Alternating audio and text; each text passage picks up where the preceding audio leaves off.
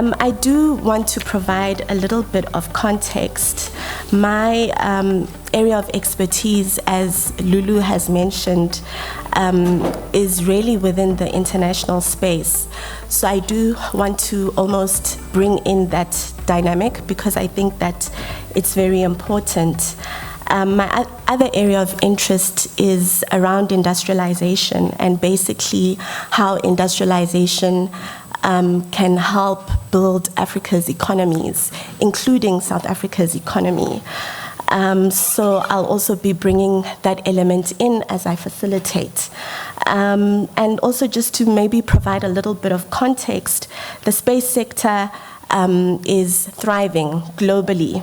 And in fact, according to Morgan Stanley, the global space economy will grow from $350 billion to $1.1 trillion by 2040. Space technology is enabling new opportunities across sectors such as aerospace and defense, telecom services, media, and mobile connectivity. And more specifically, the Earth observation downstream sector, which is one of the most dynamic and promising segments of the value chain, is also growing quite quickly. The sector includes the intermediate users of Earth observation data who provide Earth observation services. And applications for final users, which obviously includes governments, firms, the private sector, industry, and individuals.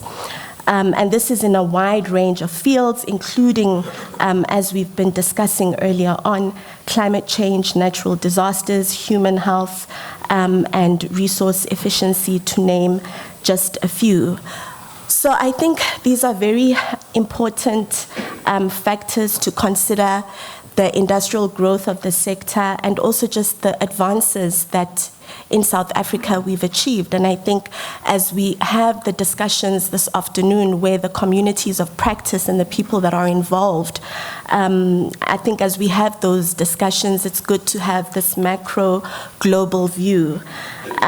We were going to kick off the session with a presentation from Advocate Lulu Makapela.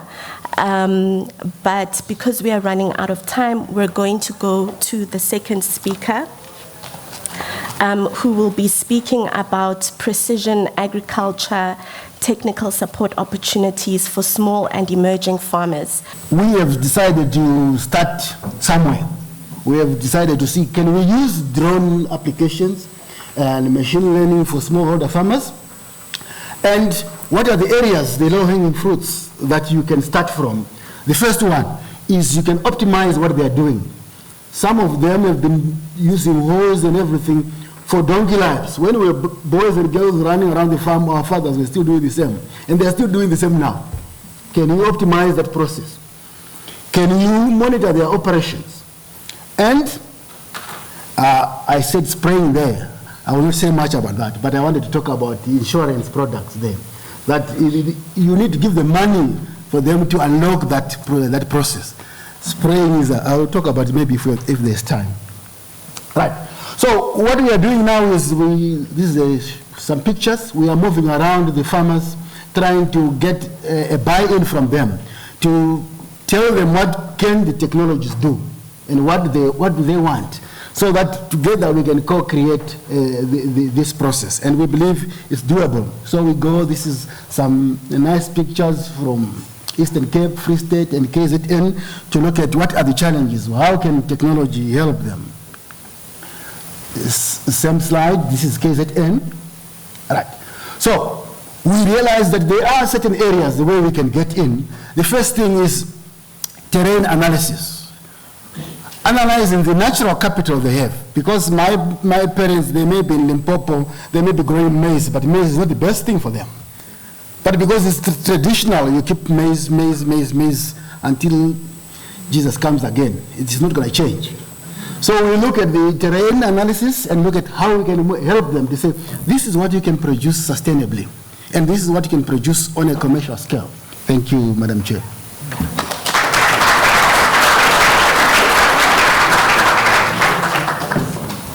In addition to building the system, it brought together a whole set of role players. So centrally back then, DFFE, DST or DSI, and the CSR was pretty much the center. But around that were all the key players like, SOAR, CETA, SANZA, and all the other oceans and coast related organizations as well. And then we looked at the services or the decision support tools that needed to be addressed.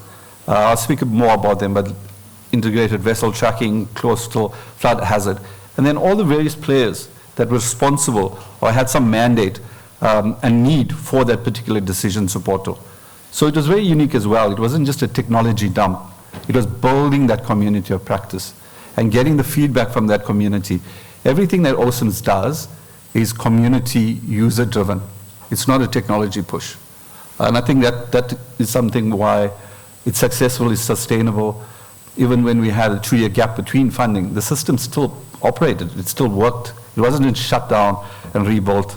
And I think that's very important, a lesson for people here as well. If you are in the early stages of building these communities of practice, if you do not actively engage with the user, you're just building it for yourself. So this is a model that my team and our team in Cape Town at CSR kind of developed to look at how we build our models. But essentially, as I mentioned, we build a set of models, but it's driven essentially from data which is remotely sensed, free data and commercial data. We had agreements in the past where DSI funded commercial satellite synthetic aperture radar. We need AIS tracking data of ships to be able to monitor them. That's also commercial. And a host of then free or freely available resources from around the world. In addition to in-situ data, sensors, coastal monitoring, and ex-situ as well. So, and then modeling this data to produce these tools. But ultimately, once again, you can get the feedback from the community. You can run the great science and use the great analytics tools and modeling.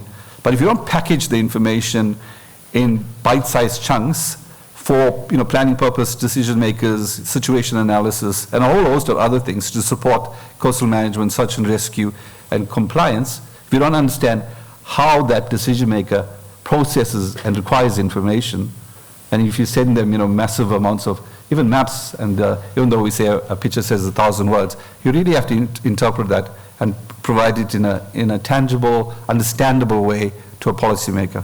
That's also a lesson that can be shared and learned. So I mentioned the first phase over 5 years, and when we started, and then there was allowed for 2 years because of treasury issues, and we signed a new agreement late last year. This agreement, through that collaboration and partnership, is still led by DFFE and DSI, and they then subcontract or contract the CSR and SEON and also SOARs. And last week we had our first kind of second phase stakeholder meeting in Cape Town.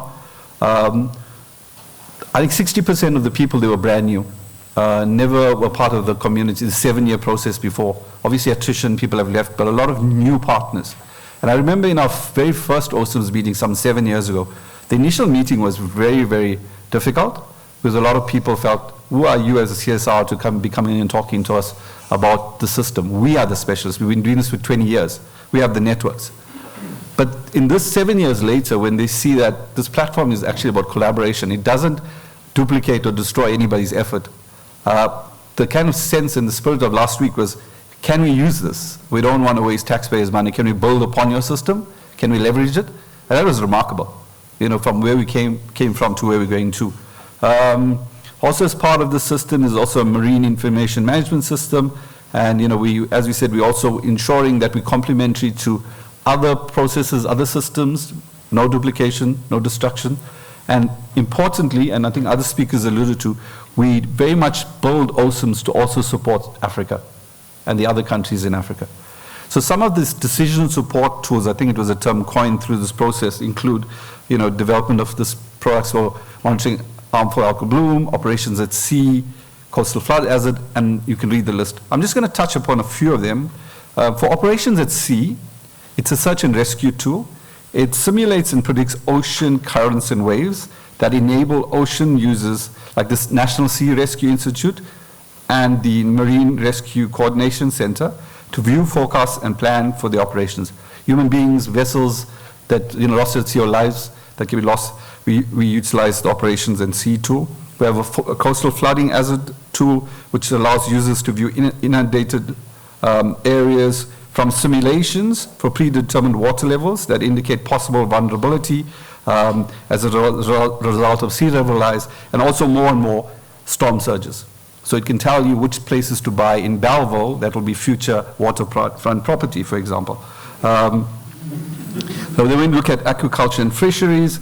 Provides phytoplankton, sea surface temperature, frontal data products along with, along our 3,200 kilometers of coastline, extending approximately 50 kilometers offshore as well. And these are used to manage harmful algal blooms, which is a risk for our thriving aquaculture industry, and also provides real-time information for the fishing industry.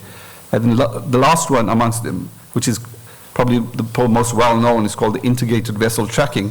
And it allows authorized users, and I must say with many people here with formal uniforms, it allows authorized users to monitor vessel activity within the exclusive EEZ of South Africa, including Prince Edward and Marion Island, and it uses data sources that are cooperative, AIS, vessel tracking, monitoring, VMS, terrestrial radar, and SAR imagery. And it's used by the Defense Intelligence and other authorities to apprehend and fine, ships that are doing illegal activities in our oceans. So I briefly summarize that, but this is to show that, the system is live, it's 24/7. I've taken a few screenshots, but the hazard tool has like a slider where you can predict, over time because of, climate change, 3-meter, 5-meter scenarios along the coastline. So it's quite an interesting tool. It's available for you guys to look at. I mentioned NSRI and the fantastic work as a non-profit organization that helps save lives along our coastline and also in our neighboring countries. They used pretty much a manual system to look at wind direction and drift to kind of narrow their search. And through our collaboration and kind of cooperation, we have created models now that has cut down the time. And the new motto is less search, more rescue. And it's been practically shown that lives have been saved, equipment has been saved, and others. So once again, I think one of the great things about OSIMS has been, it's not a theoretical exercise, it's actually adding value, it's saving lives for South Africans.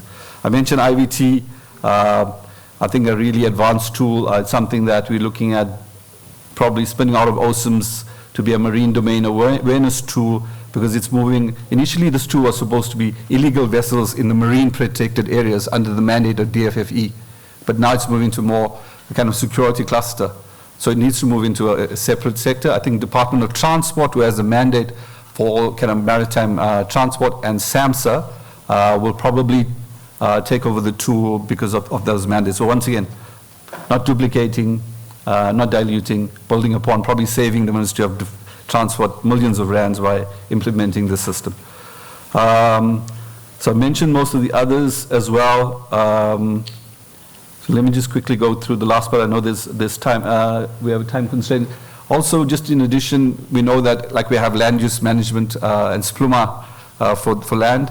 The oceans and coasts have the Marine Spatial Planning Act, the designation of the sea, which is very complicated because you can designate on top, in the middle, and at the bottom. So you can have multiple uses, and then it's also, temporal, where you can have migrating whales, for example. So much more complicated than land. And we're supporting the Marine Spatial Planning initiative as well. Just some highlights, if any, is that several incidents happened over those years. We had this major rock lobster.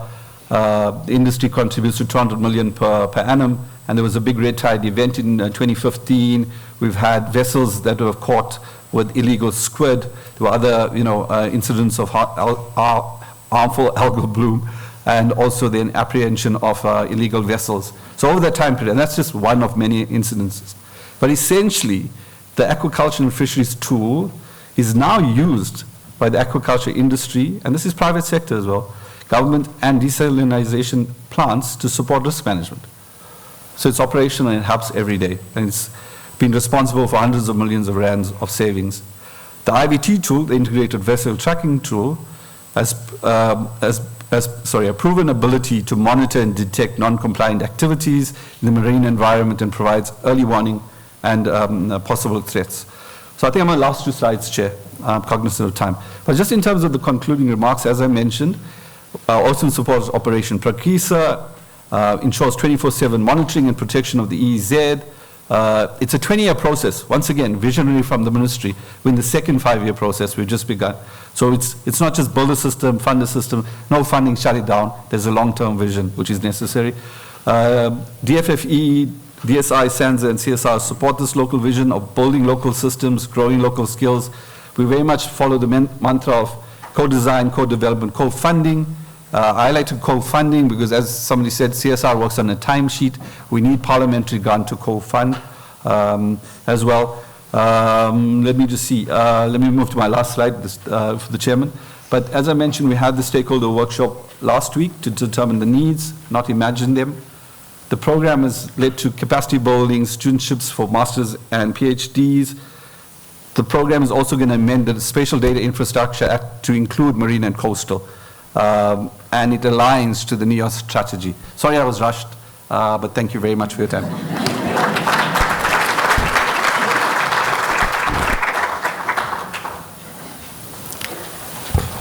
Thank you for that, and congratulations on the work that is being done. Through the Oceans and Coastal Information Management System, I think it is quite an interesting area of work, and it would be indeed interesting to see, particularly given that it's very well developed, how it could possibly provide support to other countries in the SADC region, and also just in terms of building the blue economy value chain within the SADC region, the Southern African Development Community. So maybe something else to think about as well in the afternoon. I am told that the Slido session number where you can go and pose your questions for this particular session is 42384747. So that's 42384747. That's the Slido code for this session. And a hashtag before the code. Thank you. So I've got a master's degree in remote sensing from University of Paris in France.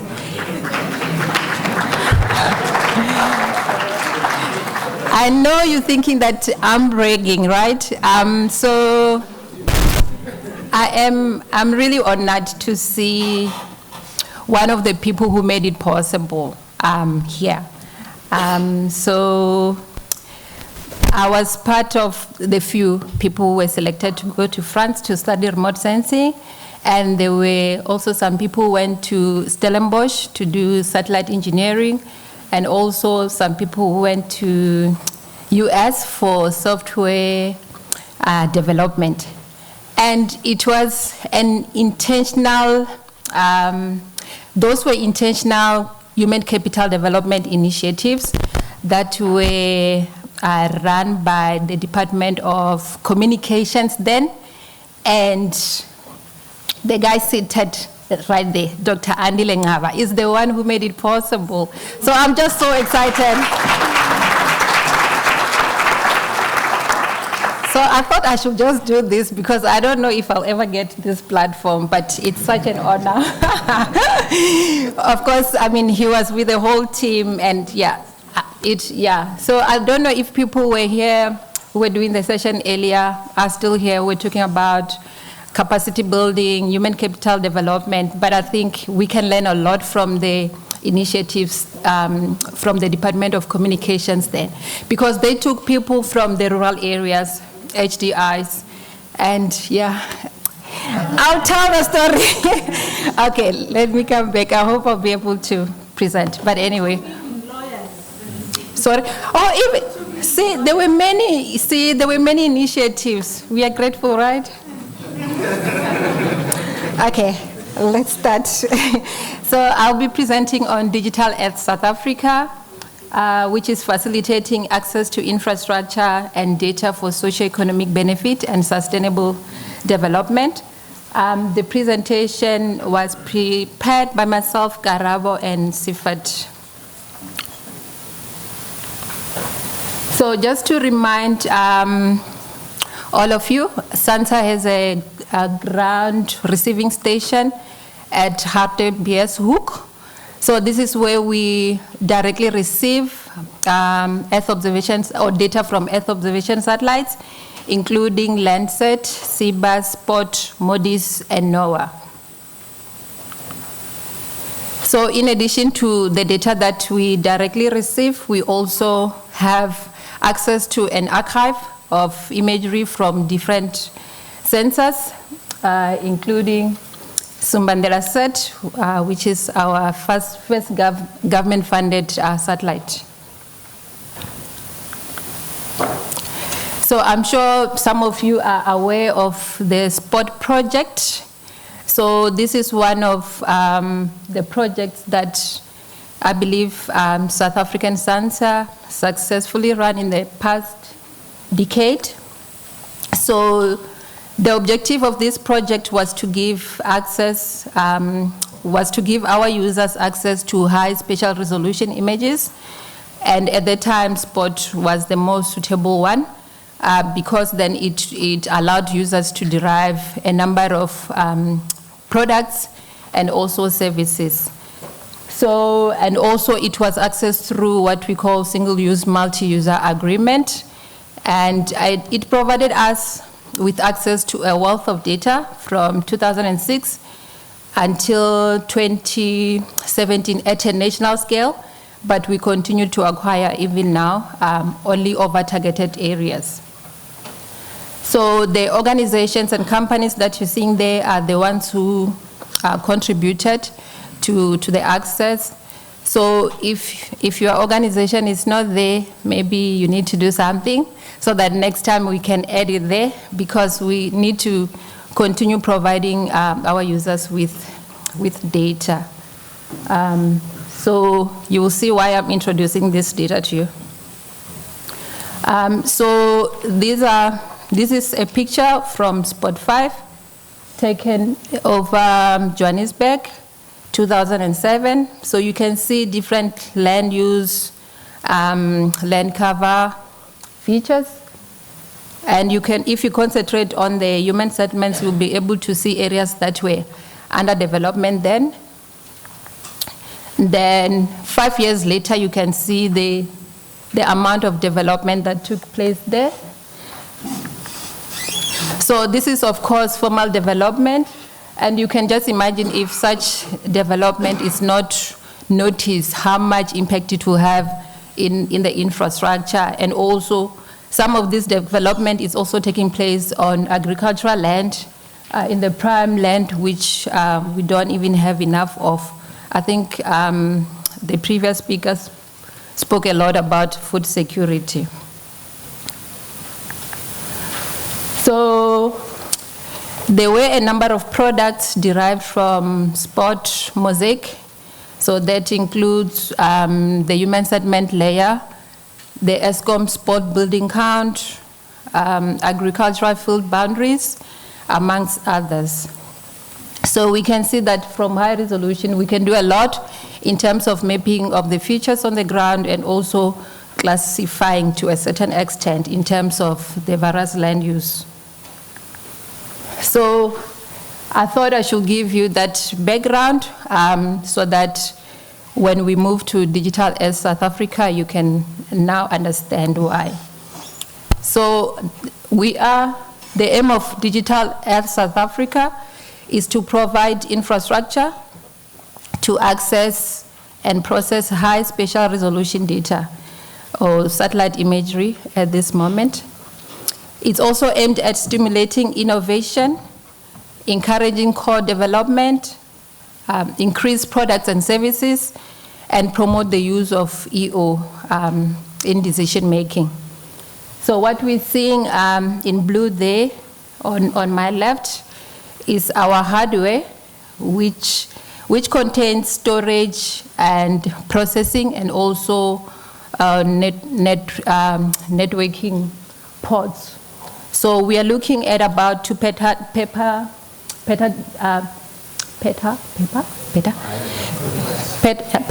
right? Petabytes of storage and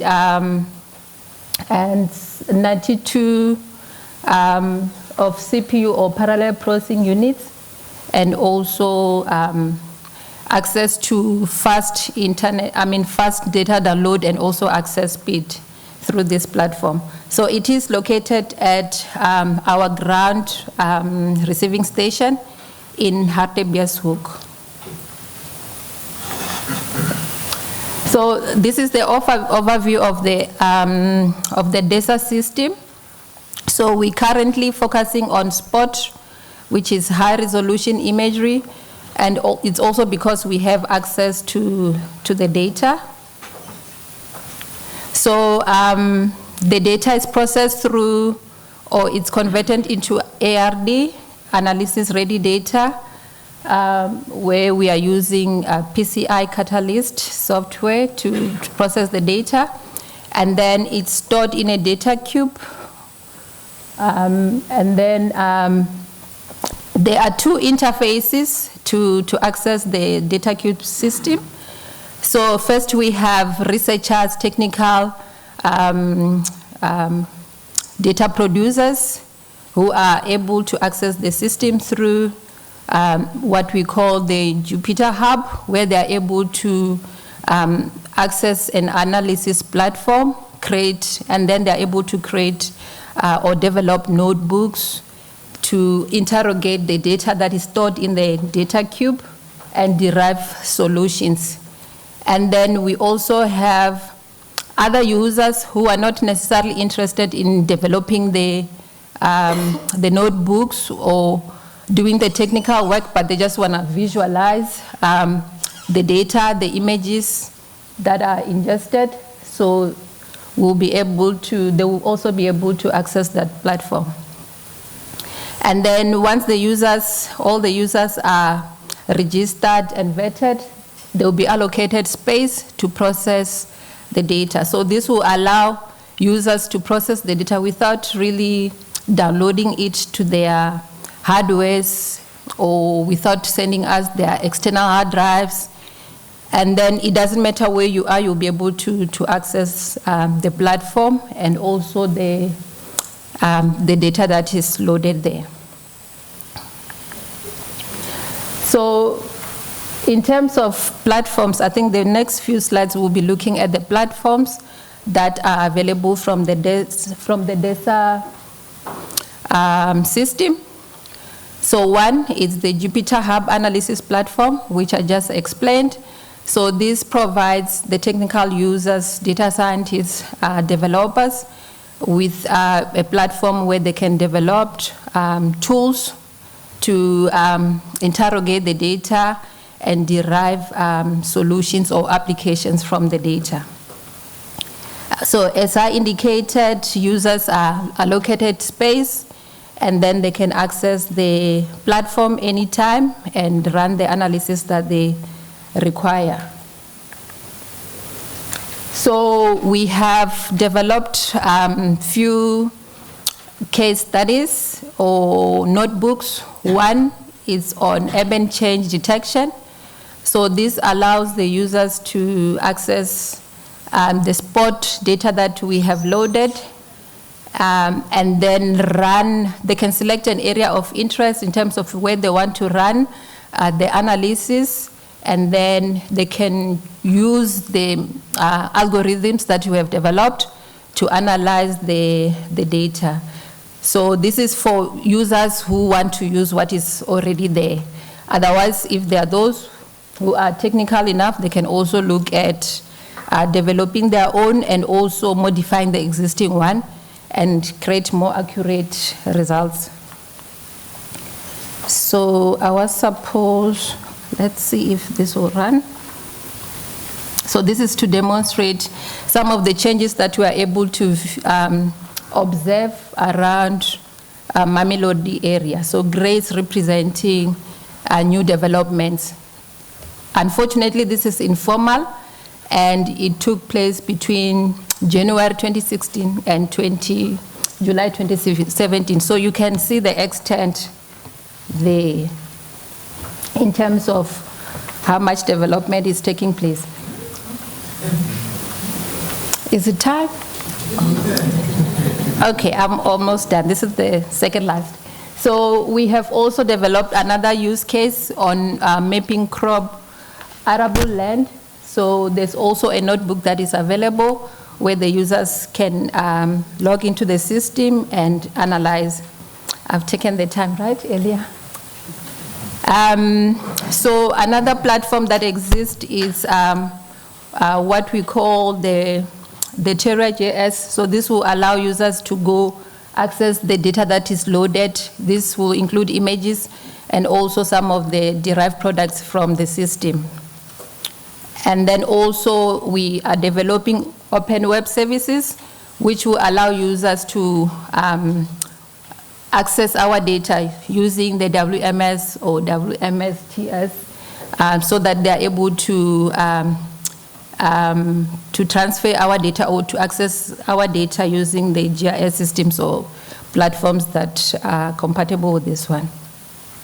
So another platform will allow users to zoom into any area of interest and then explore what kind of data is available in that particular area.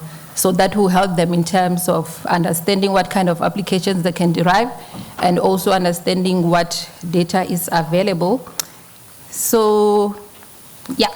So we do have some more work to do, and I think you have time to read since the chairperson is right here. Thank you. Otherwise, this is our website, the URL to access the system. Thank you very much.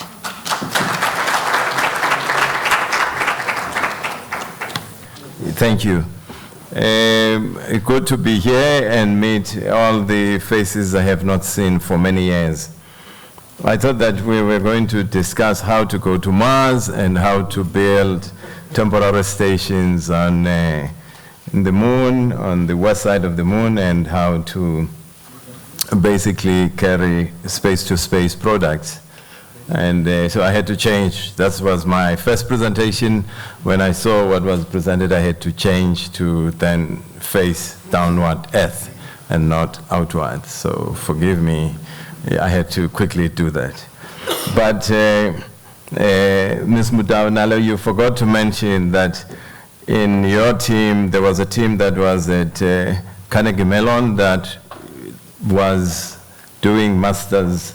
And one of the projects that we're doing at the time was they participated in the team that was working on rover and building arms for rover at the time. So that's basically some of the team members that were part of that group at the time. So I'll try and move with speed, Program Director, in the interest of time. So what am I going to talk about? Okay, so forgive me, it's probably busy, but I'll try and be very quick. I think I'm happy to have heard that Program Director, quoted some of the numbers, i.e. from JP Morgan, etc. But colleagues, I think the most critical thing for all of us is how to commercialize this industry. We are doing great work within research, the state, CSIR, SANSA, Science and Technology, and many other institutions. But if all what we do does not come out as commercial products to go to the market, our work will be in vain, and all the money that is spent will be in vain. So how do we measure this? We have to measure it by the number of commercial products that are going out, by the number of companies, by the size of the economy, of space economy we're building. So, there's a shift from space for Earth economy, which we talk about, to mainly, space for space, basically, or space to space economy.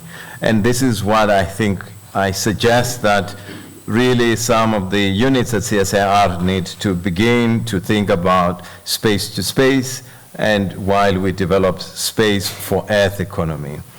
The new space economy is commercial, decentralized, and it needs entrepreneurs like us who build satellites, launch them, run them and sell them.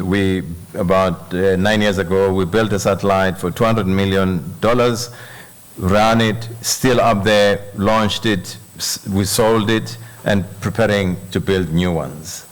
So costs are falling, and basically miniaturization, issues of CubeSats and just-in-time and all of those things. Space entrepreneurs are real. I mean, we all know what's happening in the continent. I'm not going to do that. But here's one of the most important things that I want to request Putbongani, really, that we need to think about. Assets that we have. We have assets in Bedarstop, in Hotek. We have assets in Hermanas. I mean, we have assets just up the road here. These assets operate in the most desperate, individual way, in a totally uncoordinated manner.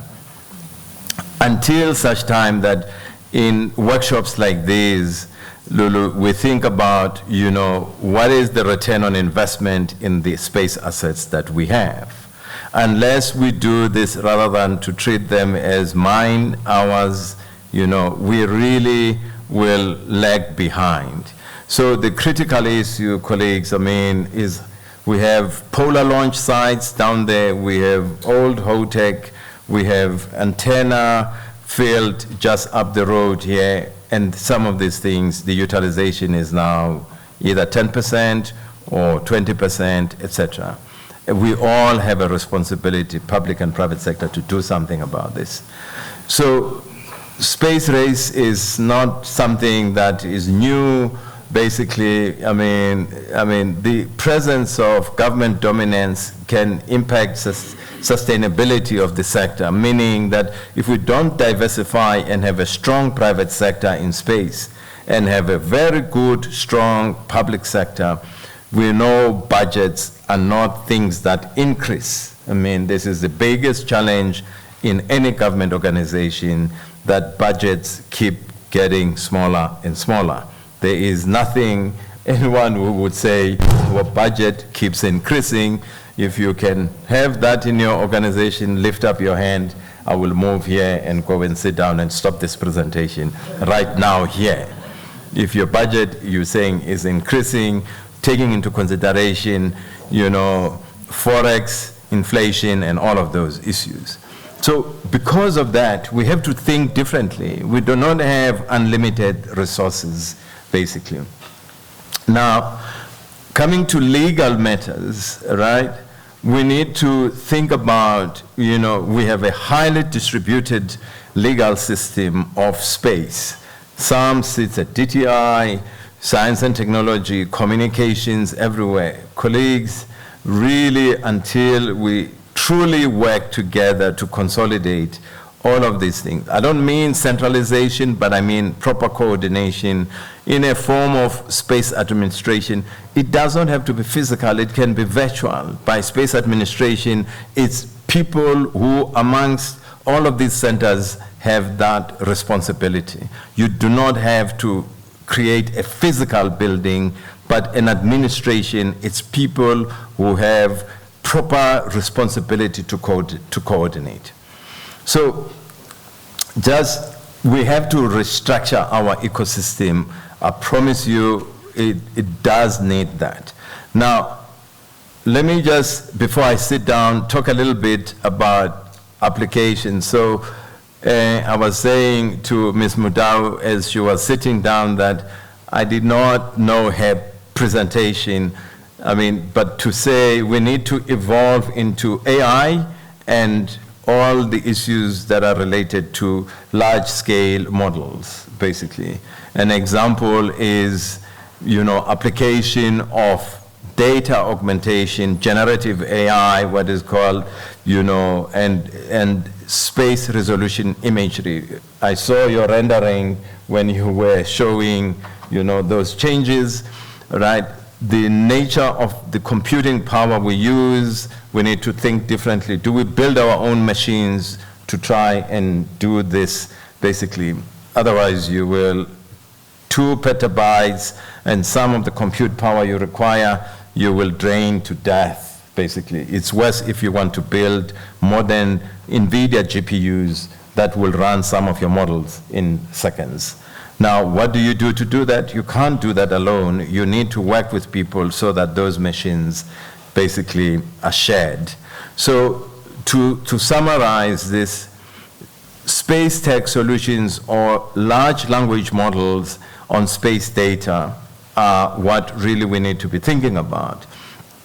It's happening already in generative, basically, models that we use in the normal. I mean, if you see some of the parameters today that are being used in GPT-4, for instance, we're talking about 1 trillion parameters or 1 trillion tokens that we model. And this takes less than a day, basically, to develop inferences and come up with different types of things we need. So the area I want to emphasize is space tech AI solutions for purposes of predictive maintenance platforms for equipment prone to weather, for instance, such as mining or high voltage infrastructure, and a whole range of things. So the whole interface of generative AI and space is something we need to begin to look at very closely. I suggest, Lulu, we put together what I call a hackathon by bringing, the people in the generative AI, I mean, people who work on all these large models and AI, and have them in a hackathon and have a winning team to develop these new models. That's my brief, short presentation. Enjoy your afternoon.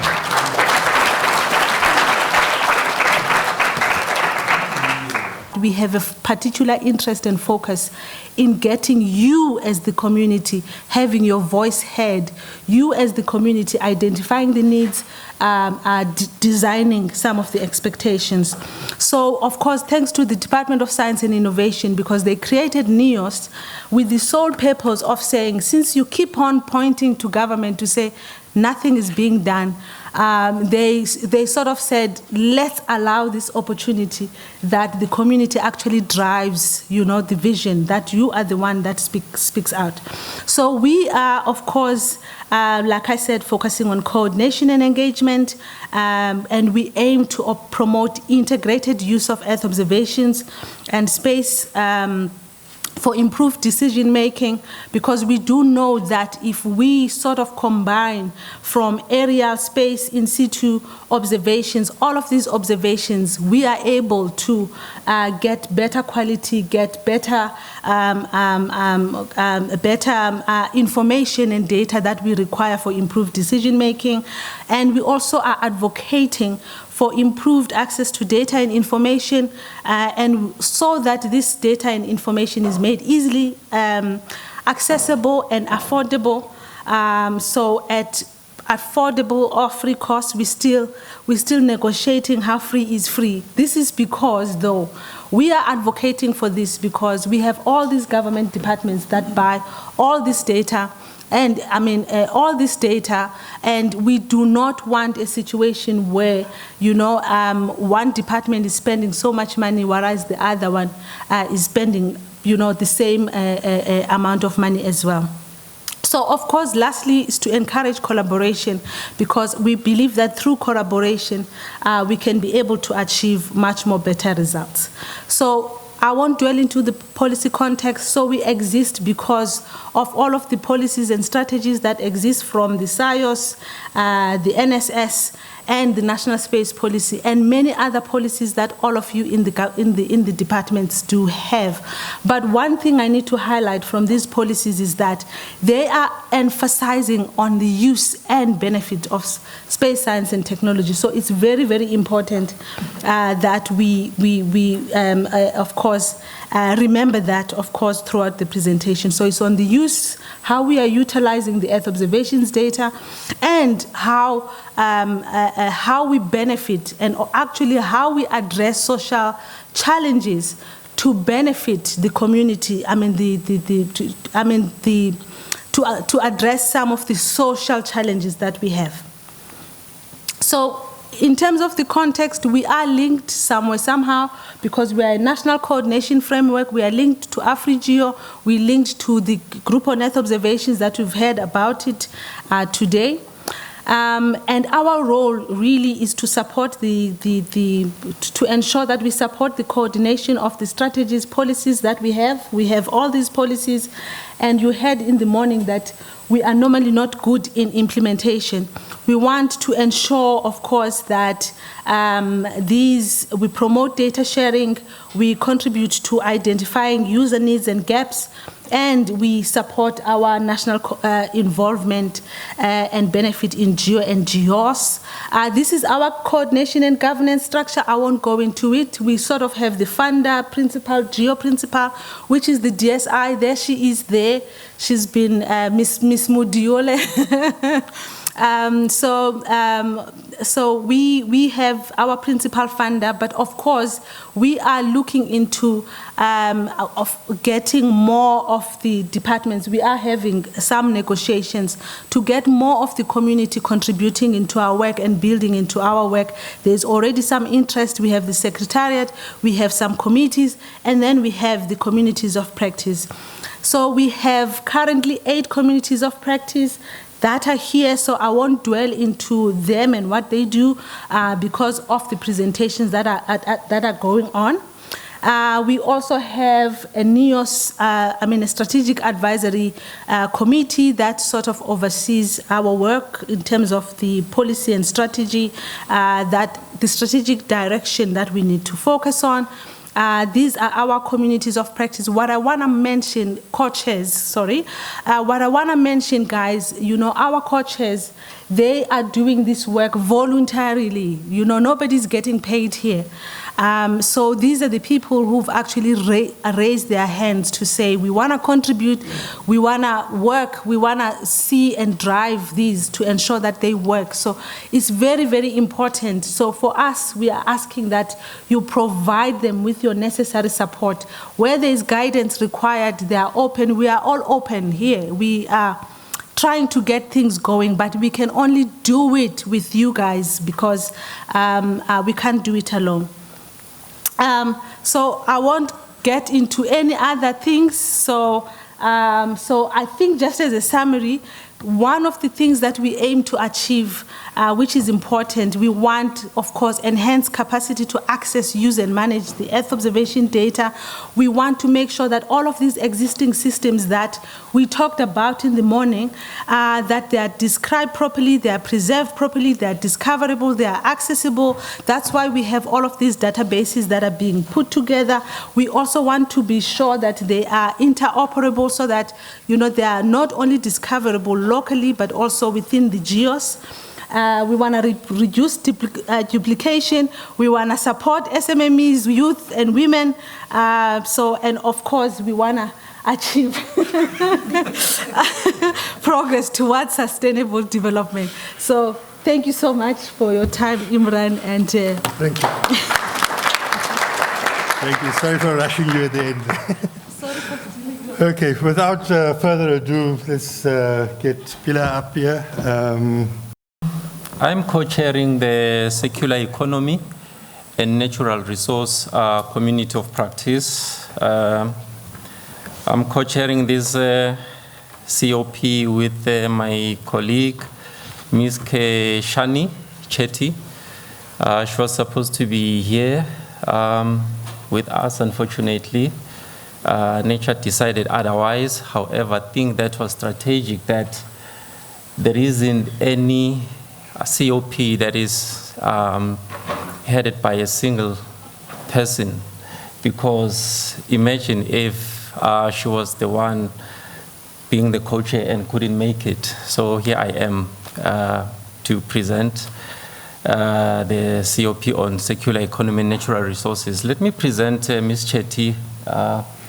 Her attributes in her absence. She is a lecturer and an academic coordinator in hydrology in the undergraduate and postgraduate program at University of KwaZulu-Natal. She's also a PhD candidate and holds a master's degree in hydrology also from University of KwaZulu-Natal. She has worked as a lecturer and a researcher at UKZN for the past 22 years.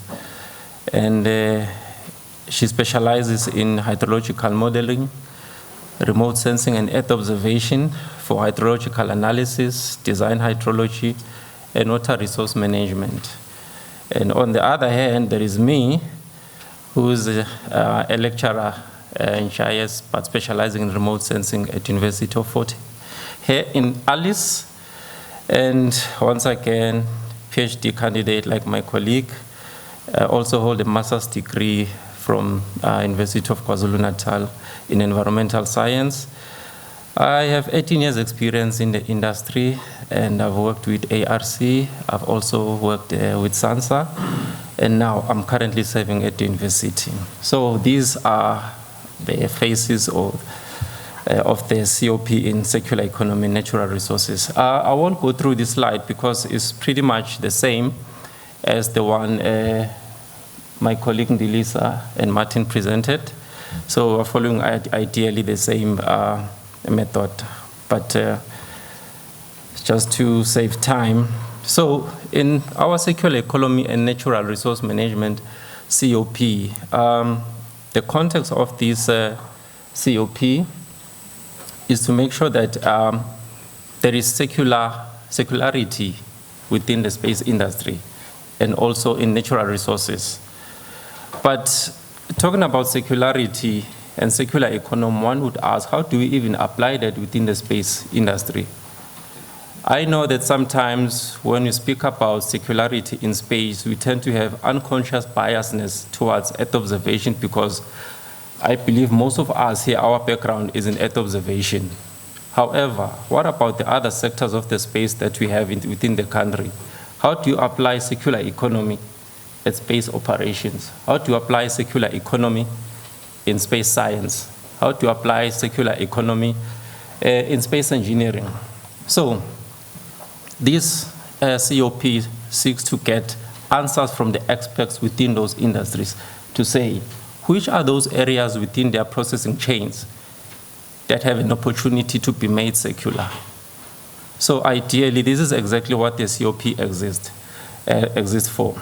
The problem statement that we've already identified within this COP is that the lack of integration with space technology and failure to implement circular economy principle has resulted in an overall inadequate management of natural resources. So you see that there is a little bit of synergies between circular economy and natural resources, but in the center of that, how do you apply Earth observation or space technology within these two domains? So we exist so that we can bring like-minded ideas around the room and get suggestions from you as the stakeholders within the industry to see how we can push this mandate forward. So the priority application areas and intervention domains or community-wide challenges that were identified for the circular economy and natural resource COP is that there is a need to formulate policies that will promote circular economy. We need to identify best practices from other industries that have gone through the path of circular economy. Might not even be in space, but in different industries. But what can we learn from those industries that are applying circular economy within their industries? There's also a need for policy reviews to promote access to ground-based data. Access to data, I believe, is cross-cutting within most of this circular economy. So you'll hear me speaking about access to data. You'll also hear the same thing about access to data from another circular economy. So this is one of those cross-cutting aspects that we're going to be speaking about within the various COPs. You also need to identify best practice systems and processing chains within the space industry that could be turned circular, which is something I've already alluded to earlier. You also need to, there's a need for migrating from linear models to circular economy system. I'll give examples that I've thought about in terms of what are those aspects within the space industry that could be turned secular? You also need access to analysis-ready data or on-demand information. Time is of essence, and when you look at how things have evolved in the past few months, we have seen a leap in the usage of AI in our everyday life.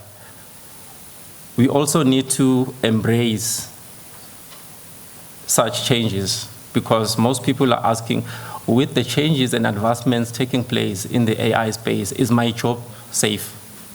If ChatGPT can do quite a lot and write a script and you can apply it in Google Ad Engine, do I have the time? I mean, how safe is my job? But I think it's time that you can embrace those type of initiatives and see how you can save time and make things secular. And the other thing is that there's a skill shortage in circular economy technologies and EO building capacity in this field. The other thing is that matching with current decision support models for environmental management and water sources and hydrological models. These are some of the objectives. Because of time, I won't run through all of them, but this information is available online. Let me just touch base on the few objectives. One is to identify existing potential initiatives for collaborations. The other one is recommendations to develop a policy that will promote circularity within the space industry. The question is, even though you might identify sectors that can be made circular, but there could be legislative drawbacks that will never allow you to implement the changes you would like to implement to ensure that circularity is ingested within those processing chains. So we need to have, or rather develop, recommend the development of policies to enable that such initiatives and changes are implemented. We also need to identify and develop processes for circular economy, adopt best practices for circular economy, identify Earth observation data and tools for circular economy and natural resource management, identify organizations involved in circular economy, basically similar to what I mentioned earlier. Let me not go through all the objectives because of time. But there are, of course, expected outcomes from this COP is that there should be an awareness on best practices on circular economy, because for us to achieve this goal in terms of having stakeholders and partners participating within the COP, we need to make ourselves visible and start engaging with you as partners. And this is one of those initiatives where we're saying, as much as we represent a small fraction of the people involved in this industry, as small as we are, we can get the wheels rolling and start to bring ideas, like-minded ideas, and start making sure that some of these objectives, we achieve them. And we cannot achieve them alone as COPs. We need your participation. Actually, we would appreciate your participation to help us to achieve these objectives. The second one is the guidelines for reuse and recycling space infrastructure. As I've mentioned, sometimes we tend to be biased in terms of how we engage within the space. Normally, in Earth observation, we don't develop any system that require hardware, manufacturing. But what about the space engineering? They build components. What is circularity within the space engineering? Some of the components they discard, can they not be used in a different processing chain in another sector within the space industry? Those are some of the things we need to look into. The other one is a list of identified processes within the space sector that can be turned circular, user requirements, and identified documentation. Let me continue to the next one because of time. How much time do I have? You don't have any. Okay, I don't have any time, but I won't go through the work plan because it's there online. But one thing I wanted to mention when it comes to circularity within Earth observation. The previous Ms. Nalemuta, we presented the beneficiation of the SPOT, single license, multi-user data approach. I see that that type of initiative to some degree was circular because you are able to get satellite data and you can share it within the same industry. I would like to see that as digital circularity because it's saving a lot of money for the state, first of all, and second, you're able to use the same type of data and extract different value and information from the very same type of data. So in essence, that is also digital circularity within the Earth observation space. And of course, we've been talking about collaborations, and once again, there are opportunities for collaborating with the different with the different CoPs, looking at data governance, agriculture, food and security, climate action, and satellite communication and navigation. So we are basically, or we should work together as CoPs. And once again, this is quite a mouthful, but it just says that we need to collaborate with different institutions to ensure that we leverage on the processes and actions that are already doing, which are in line with our objectives, so that we don't work in silos. I'll make an example. Capacity building. SANSA has a good program on capacity building. Capacity building is one of our objectives within the COP. Why not partner with SANSA to ensure that we can synergize and leverage on these actions as capacity building? So these are some of the initiatives. Let me stop there, Imran, because I'm not going to finish. Thank you.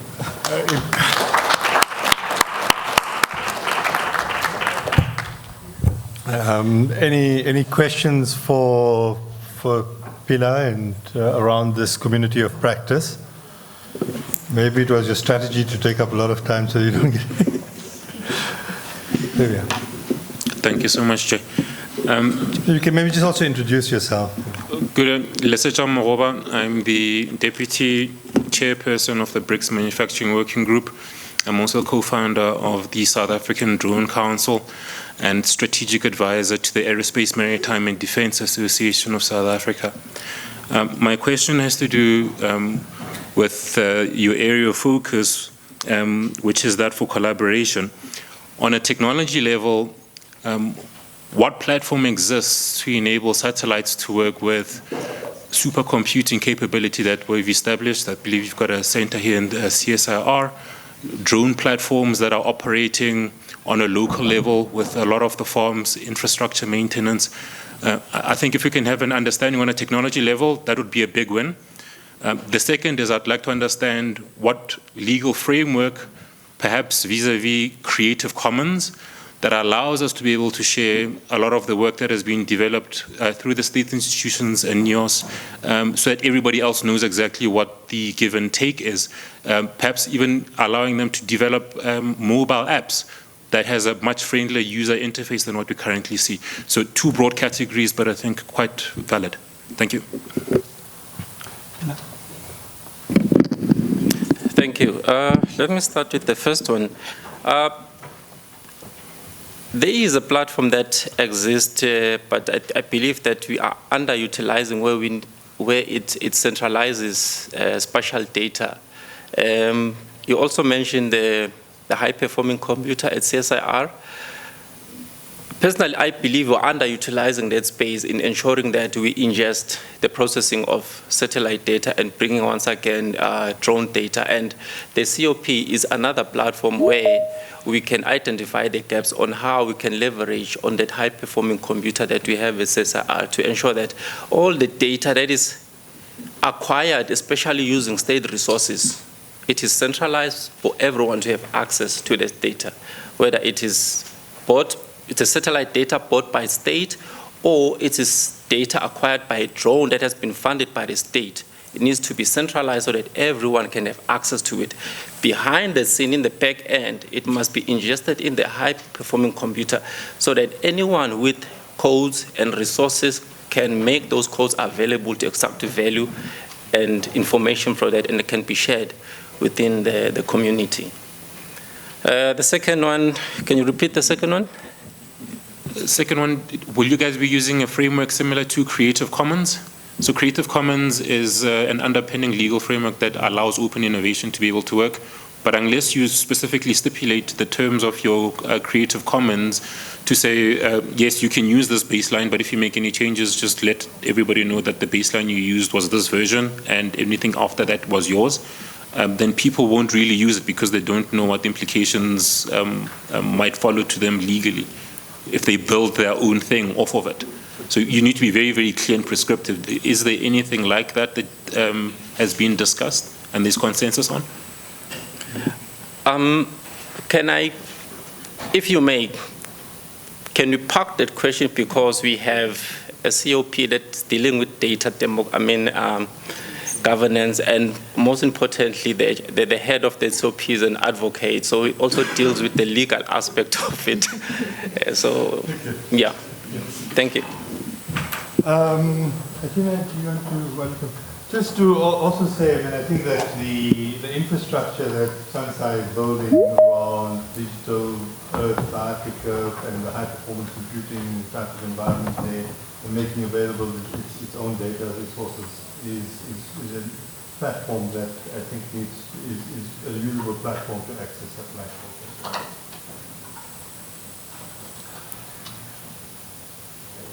Short question.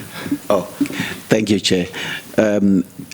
On this COP, Bongani Memela, this COP, then how much have you ensured that you touch base with the most of, let's say, to do a little bit of stakeholder mapping, in the sense that I'm well aware that one of the programs that lies with me, or it's something that can be answered by DSI in this case, because just on the 10th, I think 2 weeks back, then we were launching a secular innovation South Africa, which deals with circular economy in its broad context again.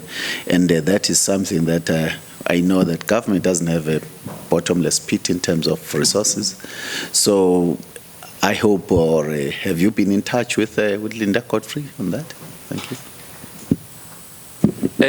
Not yet, but part of our objectives is to start engaging with institutes that are involved in circular economy, first of all, and the other one is to identify stakeholders and role players in circular economy in the country so that you can also bring them on board so that they can be part of the community you engage with within this COP. I didn't have any regrets because the more I learned about this field, the more I loved it.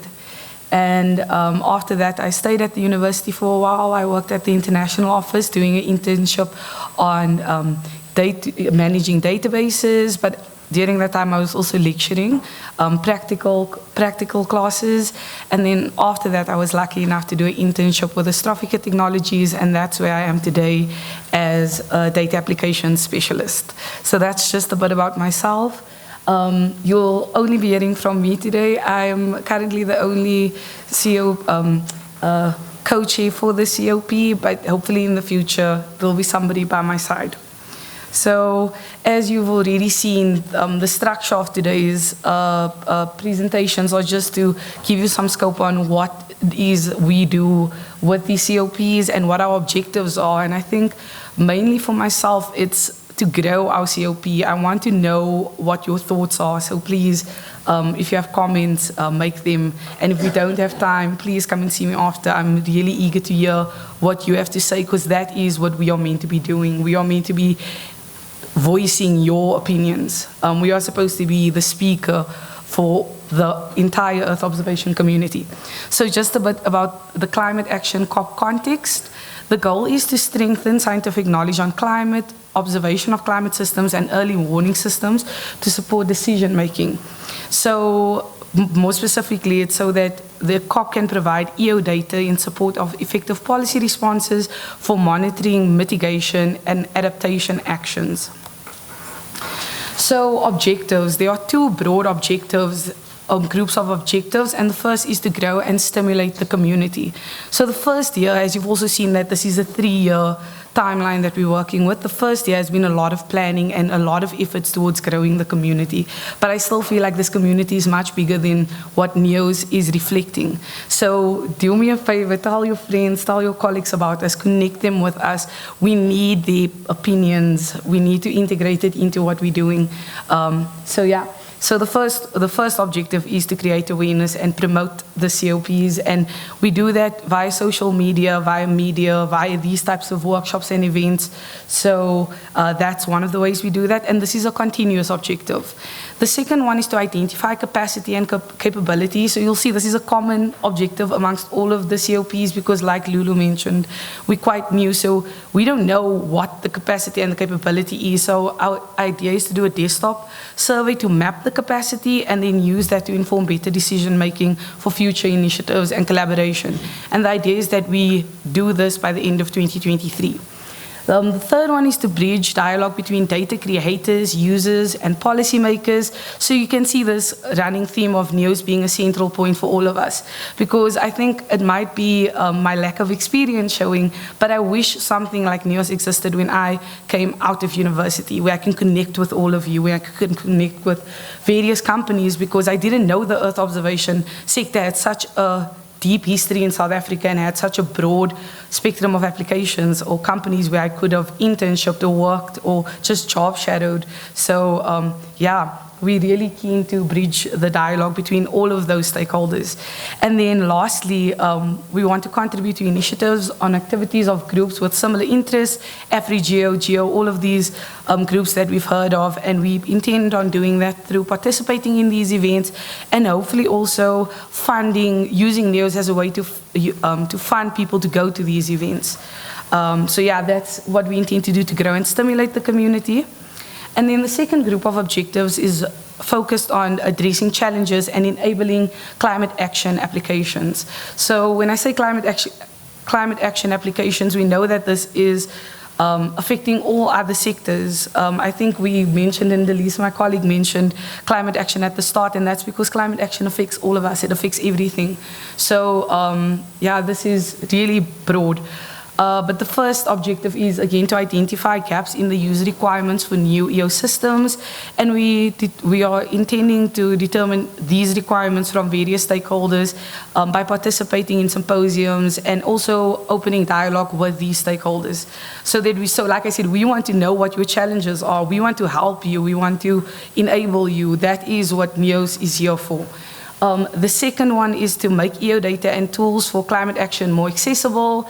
I know this is a bit of a tricky one because people are protective of the IP and data is costly, but if there are open resources that you are using, why can't we share those things?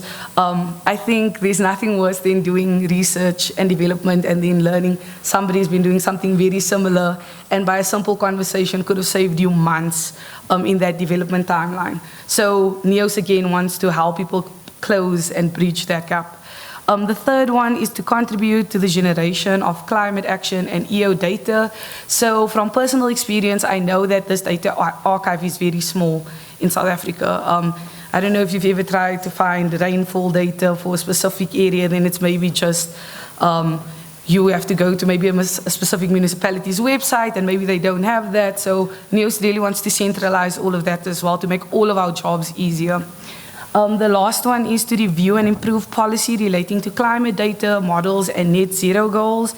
And we intend to do this, just 1 second. We intend to do this by participating in events as well, hosted in events that focus on that. And also, I think this also relates to goals identified by the COP26 event. And it was the main goals that were set was to accelerate the phase out of coal, to curtail deforestation, and to also encourage investment in renewables. And I think in South Africa, that is the last one is probably something that's of interest to all of us. So yeah, that's just a quick overview of our objectives. And then priority application and intervention domains. So the first one is policy. focusing on climate action data and models, net zero goals and funding. So we want to ensure that policy allows funds are spent on the most pressing issues within climate action, lack of data, infrastructure, and human resources. The second priority is definitely adaptation and conservation. So warning systems and resilient infrastructure, as well as data and information. Like I said, I think that is also a recurring theme amongst all of the CoPs because it's something that I think affects all of us. And for number 2 and 3, I think this is specifically targeting applications focusing on atmosphere, land surface applications, and water. So yeah, what are the expected outcomes of our CoP? The first one is to grow the community by including numerous users and developers. So we would really appreciate your assistance with that because my network is not that big. Like I said, I'm the youngest COP, so I need your help to grow this group. The second one is definitely having an inventory of existing initiatives and users of EO data for climate-related action studies and programs. And the reason we want this inventory is so that we can know how we can assist you. So yeah, that's the second one. The third one is greater collaboration amongst the information generators, users, and policymakers. And we really hope NEOSS will allow for these types of collaborations. And then the last outcome is guidelines for the use of EO data for climate action development. So just one last ask from my side. I want your help. I want your help to spread the word to help grow NEOSS and specifically the Climate Action CoP. Because I know your networks extend far and wide. And like I said, I value your opinions. So please help me do that. And please share your ideas. I know there's been some complex questions that have been posed to our panel, but these are the questions that we need to help us think about things and help us ask the right questions, help us pose the questions to the communities. I think this is a joint effort. It's not just us. So yeah, share your ideas, your thoughts, the challenges that you face because it might differ from what we already know. So that's the second thing I want to ask you for. And the last one is to help build our database that will enable end users. So whether it is with data, with your research, like I said, the open source tools that you maybe use, any way that you can help stimulate the community or help anybody else get to their goals quicker. Yeah. Thank you so much, everybody. Thank you very much. We have time for maybe 1 or 2 questions.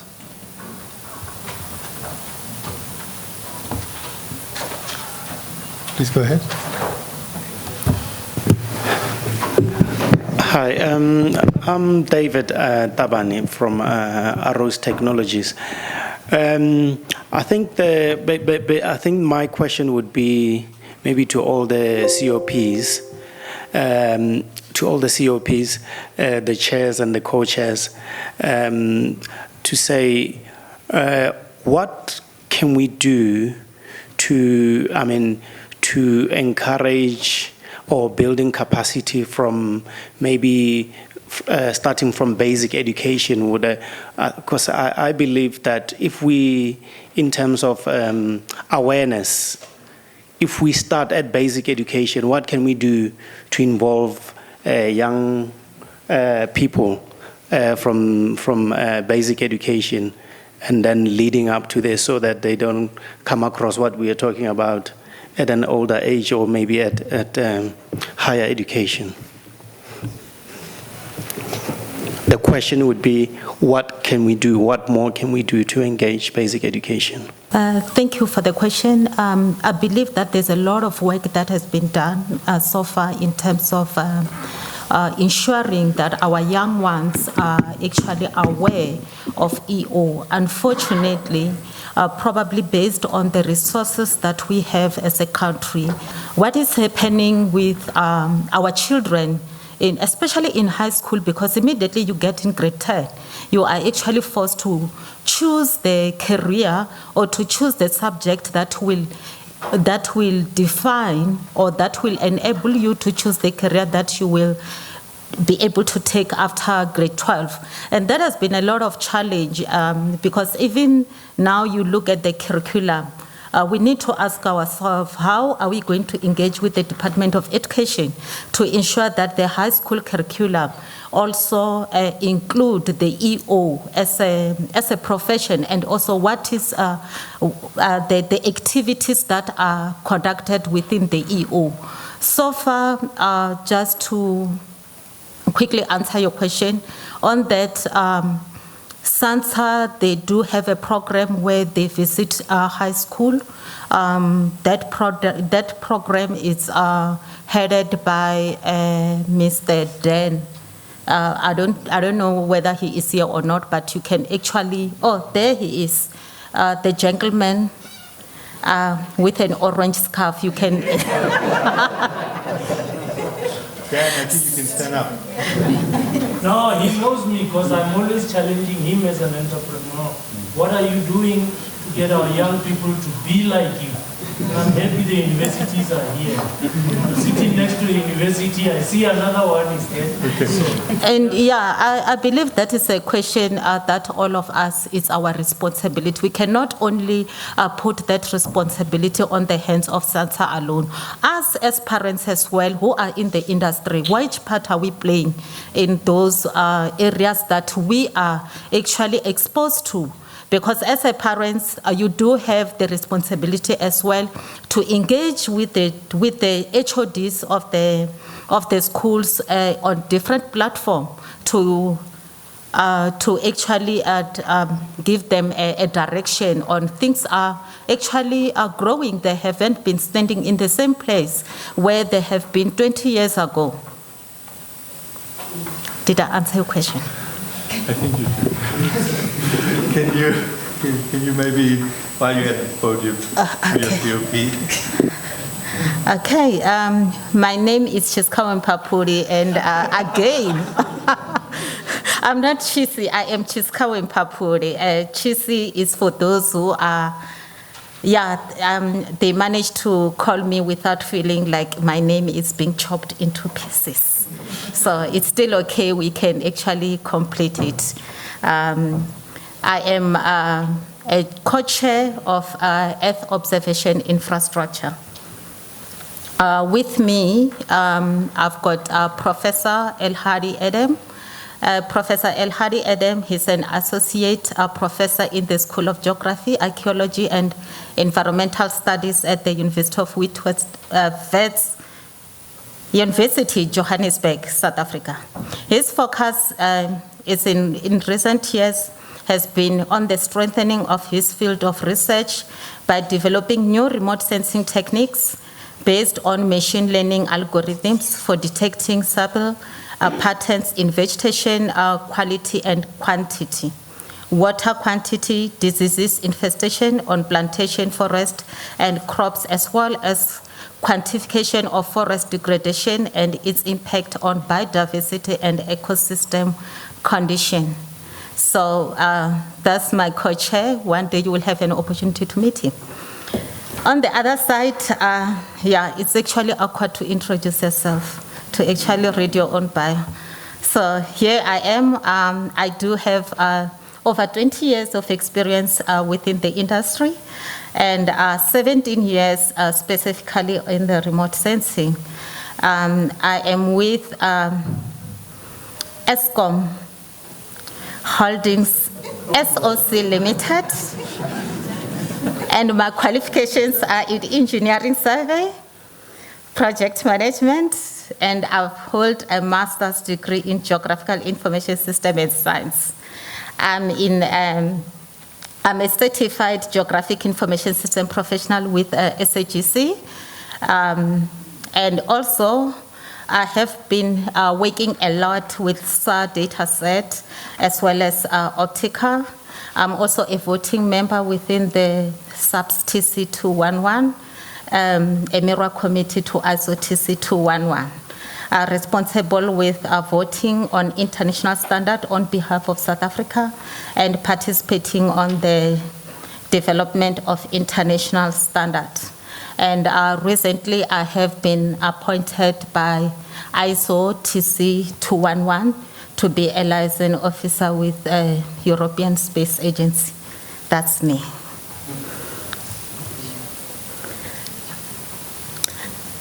With regard to EO infrastructure, our main mandate or our main mandate is we are dedicated to promoting the current efforts and activities leading towards the integration, harmonization, interoperability, and dissemination of data, derived product and services, and decision support system activities through utilization of relevant data infrastructure. Our problem statement is South Africa. Currently, we've got various Earth observation infrastructure focusing on the discovery, application, and visualization on Earth and environmental observation data. In the recent past years, access to EO data has increased rapidly, and in such, users' needs have changed with more demand to ease of access data, interpretation of EO data, processing of value-added data, and on that we can also talk about the analysis ready data set availability, as well as the consuming of big data sets. Really fantastic presentations throughout the morning. A lot of them talking about the real benefit to society that Earth observations brings. The types of information products that are really needed for evidence-based decision making, and allowing us to be able to improve the quality of lives of our people, but also be able to create wealth for a country like South Africa.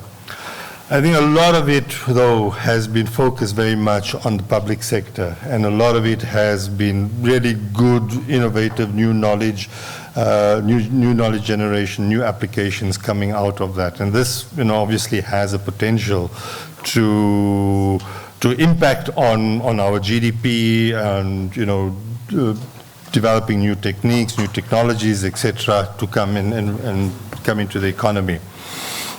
And I think this is, there's clear evidence, whether you look at the OECD documents or you look at, the UN type of documents, there's clear evidence that space and Earth observations in particular has real potential for improving and changing the lives and changing economies.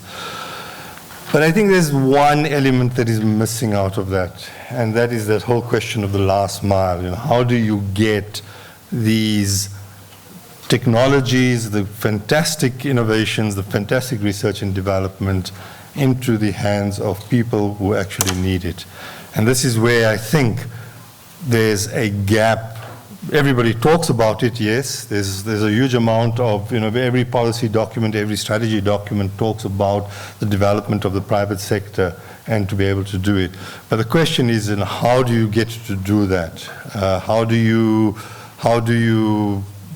get to that point where the private sector is vibrant and is contributing to the development of the space sector, contributing to socio-economic benefit as well? And the private sector is key to developing the space sector on the continent and in a country like South Africa. And this is, as much as the public sector is doing, and there's a huge amount of money that is going into the public sector across the continent. There's, by the last count, I think 24 space agencies on the continent. A huge number of them have, big programs around Earth observation in particular, but are going out beyond that as well. There's a huge amount of donor funding coming in. There's programs that are funded by the European Commission and the US, etc., as part of that whole thing. But the private sector is still lagging behind in that development. Although we've, as Space in Africa reports, there were 72 new space companies coming on board. There's still not sufficient of a critical mass of private companies to be able to sit in complement to the public sector to be able to build a really robust and viable space economy. Private sector is important because they catalyze develop innovation. They can scale innovation coming from public sector into the economy. They are able to de-risk speculative investments coming into the economy. And we're sitting within South Africa and on the continent as a whole with a very young population that is primed to be able to take advantage of entrepreneurship and to be able to go into that, to be able to go in that direction and build the space economy on the continent in that way. But it takes more than just having to provide data to companies. Important one, because it lowers the barriers to innovation. It takes a whole ecosystem approach for us to be able to build that private sector that can spur growth on the continent and in South Africa as well. It takes us to be able to build the people or to develop the people who will build and grow the space and support the space ecosystem. It takes finance, both private sector and public finance to come in to make sure that it is well funded.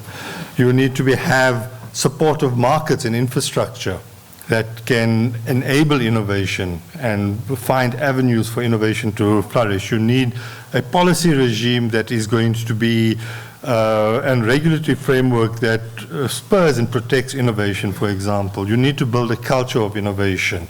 You need to be able to build pathways for these companies to scale. And you need to have a collective approach that is coordinated but also committed across the continent itself and in South Africa as well. And this really needs us to start looking at it from a innovation ecosystems perspective. A number of interrelated activities that need to be coordinated and aligned for us to be able to grow the sector. One of the things that we are doing as REIS, and as in conjunction with a number of partners, is trying to identify and identify startups and address some of these barriers to innovation through something called the Africa Earth Observation Challenge, which is essentially an open innovation contest for SMMEs across the continent itself. It's a program that has been running since 2015 and has been started off small with a South African focus, SANSA, the Innovation Hub company who were involved with it, and has now grown to a continental challenge where over this last 6 or 7 years, we've managed to be able to engage with over 200 startups on the continent itself, many of them based here in South Africa itself.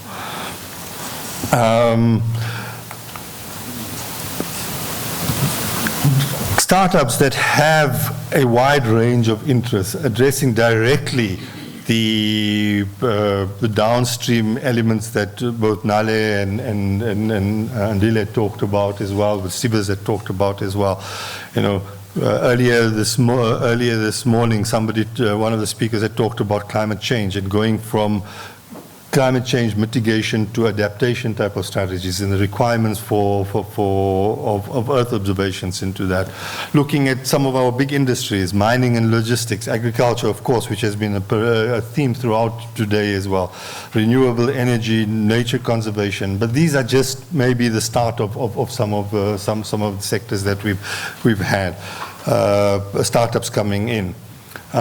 In the challenge last year, some of the winners from the challenge last year, a fantastic company in Kenya, Agribora, looking at agri-tech, Kombuta, a South African company here, who had really fantastic looking at on-board validation, developing technology for on-board validation on satellites as well. A number of these companies. Of course, this takes partnership to do. It's not something that you can do alone and not something that Through the 7 years that we've done, we've developed some fantastic partnerships with fantastic companies and public sector, private sector organizations that address the entire value chain of innovation, from the technical input. We have companies like AWS, Maxa, Planet, Digital Earth Africa, Esri as partners in this program.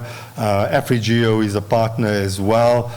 Public sector entities, SANSA, the space agencies in Kenya, in Angola, GGPEN, as well as in Gabon, AGIOS. Very important, very interesting addition to the program this year is the JPO and Joint Program Office on Satellite Navigation, and bringing together the nexus of Earth observations and satellite and navigation to be able to look at the products. We have service partners, incubators in Sing, based in Gabon, looking at Francophone Africa and their networks in Francophone Africa, Tech Tribe Accelerator here in South Africa, the Global Entrepreneurship Network that provides mentorship, entrepreneurial mentorship to the finalists and the winners. The thematic areas very much along the lines of this conference, looking at climate change as a backdrop to disaster management, energy and minerals, sustainable urban development, food security, ecosystems, satellite and navigation as well. So I think that the whole idea here is that through a challenge like this, we are able to start looking and finding those gems of startups on the continent that have high potential to be able to deliver good products and services, to be able to take them through an incubation and a mentorship program that would allow them to be able to mature their business offerings and for them to become investable companies at the end, where you'd be able to matchmake them with potential investors, whether they're venture capital funds or whether they're other investors as well around this as well. So we are running this program at this point in time. It started on the 3rd of May, going to have a pitching event at the South African Innovation Summit in September, and that in itself is a great networking opportunity for some of these startups as well. I think the point of the presentation, and I've got my last two slides, last slide. Point of the presentation is that I think that the very important point about having to extend our thinking around space and Earth observations, and whether it's navigation and positioning and communications, to also start thinking very seriously of how do we build up the startup private sector ecosystem on the continent, because that is where the value is going to be created, and that is where the innovation is going to be realized. And that is where that last mile from the science and the technology to the end user is going to be scaled to bring real benefit. And with that, thank you very much.